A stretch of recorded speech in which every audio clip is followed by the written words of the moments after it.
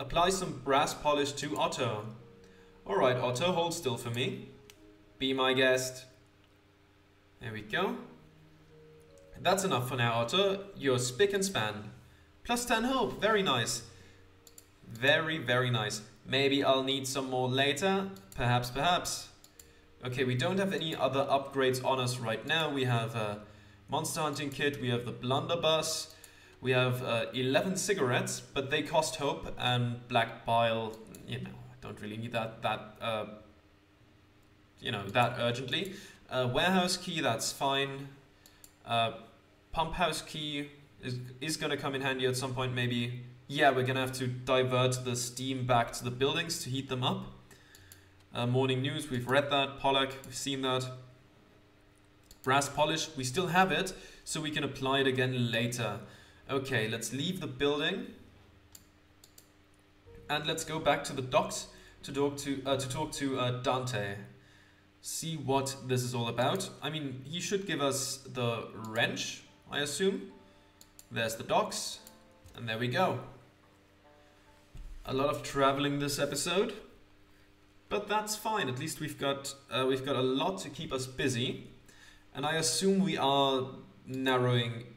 Like, we're closing in on the end of the chapter, because there isn't much else to do except for talking to Dante. Ah, Teddy, you've made it. Good. No denying the man's enthusiasm. I've always got time for a fellow dwarf. A welcome sentiment, but perhaps one day new technologies will allow the different races to stop competing with each other and embrace cooperation. Imagine a dwarf, man and cyclops all enjoying the same rights and privileges. Content or better? I don't know if we'll ever see such a world, but you do paint a pretty picture. I truly believe that is the future, and that you and I will live to see it. Okay, we could purchase a cog,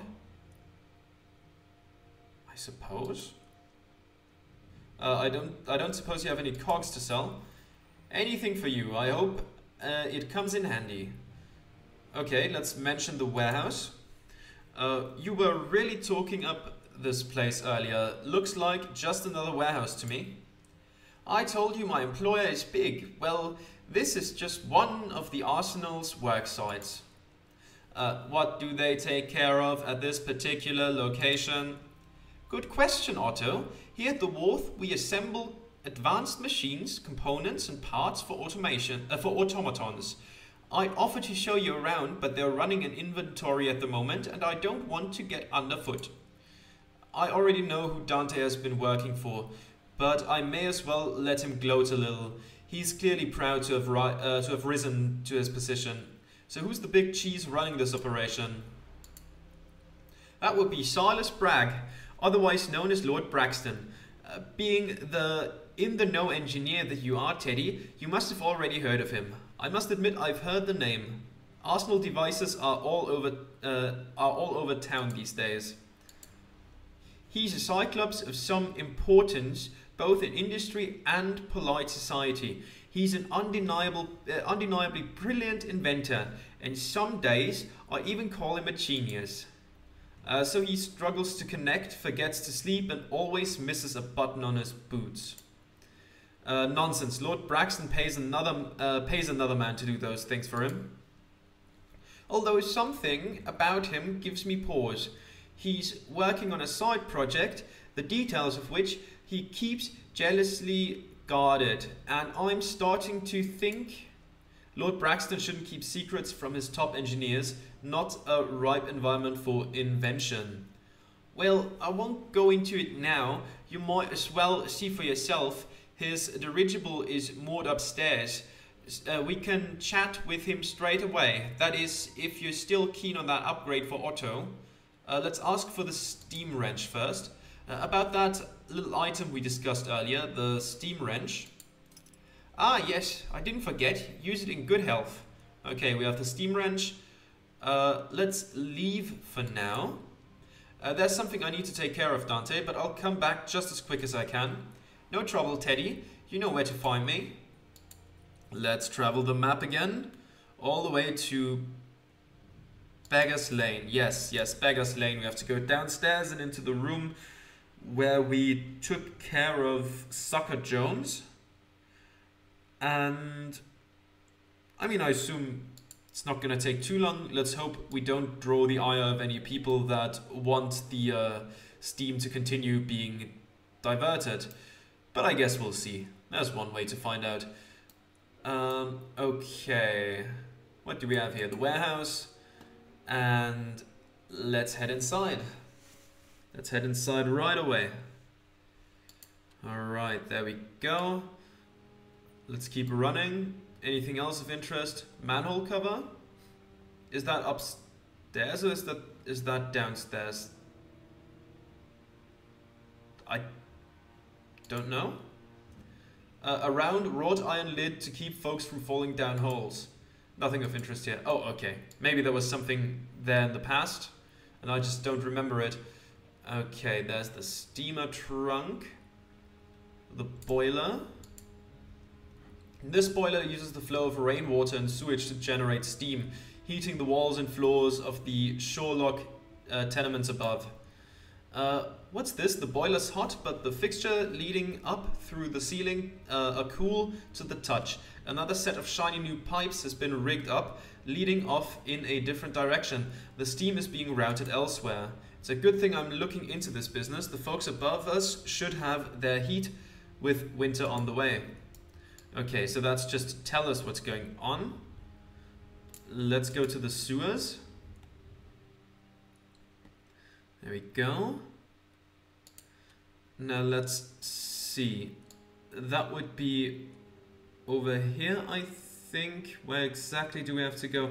Ah, right, yes, this staircase. Let's just have it guide us to the pump house. Let's take the shortest way there if at all possible. Oh wait, what's that? I don't think I've seen that before. Have I? This seems new. Did I just miss that? Navy locker? Ah, the humble liquor locker. Quite common in places where long shifts are the norm. Pool of blood. Somebody lost a lot of blood here, perhaps related to that to the rampage Sucker Jones went on. And it looks like someone else tried to clean it up, but a lot of it dried into the very cobbles. Who knows when that's coming off? Control panel. A broad array of levers and switches, meant to control the water flow, no doubt. Pressures, normal, water level, normal, nothing untoward. The switch cuts the interflow for maintenance. Could be useful if I need to poke around in the muck down there. Okay, we could do that. There's a crank handle. This device lowers the water level. And the water level's already been drained, hasn't it? This is useless to me now. Okay, interesting. Okay, so I assume there's like 2 ways to get that done then? Wait, is that's not a way up, is it? No. It looks like a staircase, but I don't think it is. Doesn't go high enough. Okay, interesting, interesting. Let's see.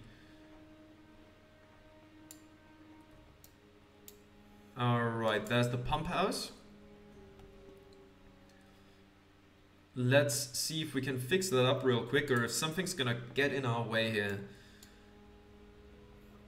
There's the severed arm again. Control panel. For a one-eyed cov, the pump house captain has a knack for dials and gauges. When in working order, this system functions almost autonomously. Captain should only need to pop in and check it now and again. Okay.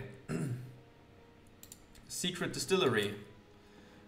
If I stop this apparatus from drawing steam, the tenements will get their heat back. Of course, if I leave it like that, any old busybody can switch it back over to the distillery. It's disgusting what gangster thinks she can get away with. Time somebody gave her black eye. I've got a lot invested in my business relationship with Molly. She's oft sending me contracts for one monster or another. It's almost certain she'll know I was responsible.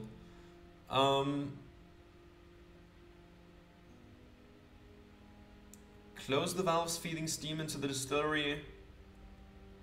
Let's consider it. Running the system at full steam without making any other adjustments, even for a few minutes, will wreck it for good. What do you think, Otto? Sounds dangerous, but I'm not afraid, Mr. Teddy. Aye, if we do this, we'd better step well back. Okay. Let's go for that. That's a 14. I will take that.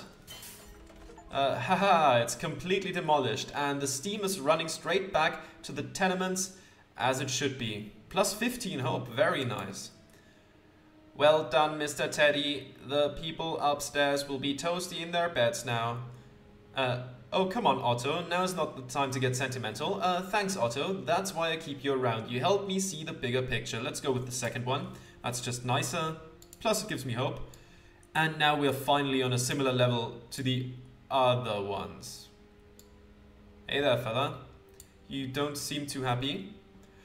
Oh, thank God it's you, Mr. Redgrave. Heard some thumping and banging back here, and I feared the worst. It's all we seem to get down there. Glad to put you at ease. There was something I'd forgotten to do in the pump house, but it's all taken care of now. Right.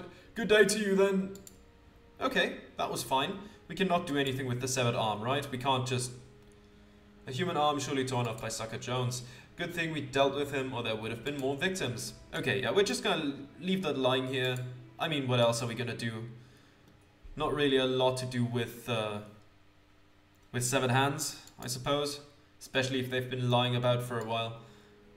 Do we just go directly to Beggar's Lane? I think we are going to do that. There we go. But now that we've lowered it, didn't Atticus learn something about a hidden room here, but the sewage level was too high? Maybe once we play Atticus again, we can return here and see what that was, if I'm correct. Old socks? A trio of crusty old socks, but nothing more. Okay, cool. So this is updated, I assume, because the quest is finished. Very nice. And in here we have something new. It's a steam wrench. Right, this hot and hissing contraption gets the job done when plain old muscle isn't enough. Okay. Now let's go back to the docks and talk to Dante again, and maybe go up to the airship, which we haven't been on in a long time. And yeah, let's go over to him, see what he's all about now. I don't need another cog. Ask about Otto's upgrade. What about that upgrade for Otto you mentioned? Yes, of course. We're calling it the Determination Core. I collaborated on the design, but the bulk of the credit goes to Lord Braxton. It was his idea, after all. The product itself is ready and waiting just upstairs. Let's head for the airship. Ready to meet Lord Braxton then? I'm ready. Let's go. Since everything else has to wait to some extent, I'm okay with probably ending the chapter here. It seems like the thing that would end the chapter. Let's take a look around first though, the view. And there it is, London in all its glory and squalor. I can almost make out Kensington from here. There's traveling trunks. I suppose Lord Silas goes all around the continent in his dirigible. Traveling like that must be good for the soul. Yeah, it seems nice. Seems nice, but also really expensive. Phonograph. I should get myself one. Listening to music helps me helps make time go faster while working. That is true. Oh, achievement for looking at the phonograph. It's an important one. Affordable wines, all bearing single-digit ages. Only sign of monetary restraint on this lavish airship. Okay. Interesting. Okay, the bedroom is closed. There's Dante Ziegler. Let's look at the other stuff first before we talk to him. There's a statue. A towering figure offering something invigorating. Apt metaphor for industrialists bringing technological marvels to society. And here's some wainscoting. What beautiful scrollwork, surely handcrafted. and it must have taken ages. There's a bookcase. Books hardly look worn. Either he doesn't have time to read or he's showing off. There's a globe. Someone's ambition spans the globe. Wonder how far Arsenal engines will go in the future. There's a cuckoo clock. A cuckoo clock looks like a Rombach and Haas from Germany. So Rombach and Haas, I guess. I'm conflicted about these devices. The craftsmanship is enviable, but the thing itself is ridiculous. They're supposed to keep good time. That counts for something. There's a notebook. Lots of numbers and drawings on there. Perhaps that's where Silas jots his ideas down. Not that I want to closely study them. Got to respect a fellow engineer's privacy. You don't really have to. Okay, let's keep going over here and... Well, let's take a look at the couch first. A cozy parlor for afternoon tea or whiskey. So much luxury doesn't seem right on a ship, even if it's an airship. Dante, let's talk. Let's talk about the upgrade for Otto. Many of the more advanced components that allow this dirigible to fly and maneuver were made by Arsenal. Is that so? I'd be obliged if we could get on with it. No, is that so? Is that so? Yes, this organization is the future of the Empire. I believe that all the way down. To my bones. You'll see what I mean once you've had the chance to meet Silas. Oh, here he comes now. This fellow certainly has Dante's loyalty all sewn up. There he is. Mr. Bragg, hello. So glad you found the time to meet with us. This is the capable inventor Teddy Redgrave and his personal automaton Otto. Mr. Redgrave. I forgot what voice I gave him because it's been a while. Mr. Redgrave, Otto, pleased to make your acquaintance.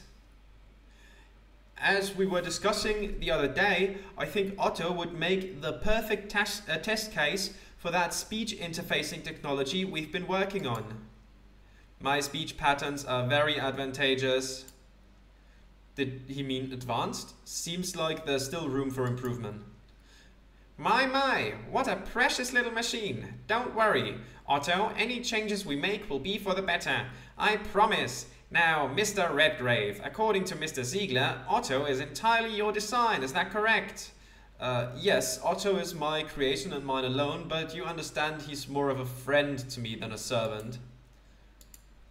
Marvelous! I feel the exact same way about certain of my own projects. Mr. Redgrave really is one of a kind, sir. I place my faith in him 100%.